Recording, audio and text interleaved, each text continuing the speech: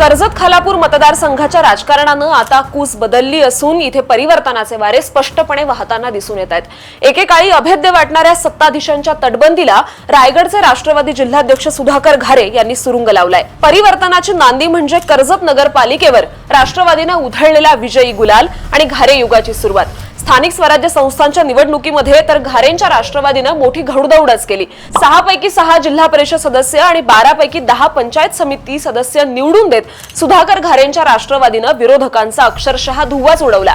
विशेष म्हणजे ज्यांच्या हाती सत्ता होती त्या थोरवेंच्याच घरातील सदस्यांना यामुळे पराभवाची धूळ चाखावी लागली। दुसरीकडे नमिता घारे यांनी संपूर्ण रायगड जिल्ह्यातून मिळवलेले 4,500हून अधिकचं मताधिक्य जे घारे परिवारावर जनतेचा किती गाढा विश्वास आहे हेच अधोरेखित करतं।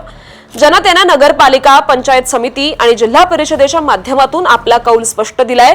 इथलं प्रत्येक गाव आणि प्रत्येक वाडीत राष्ट्रवादीची पकड आता मजबूत झाली असून 2029च्या विधानसभेच्या दृष्टिकोनातून ही एक दमदार सुरुवात आहे।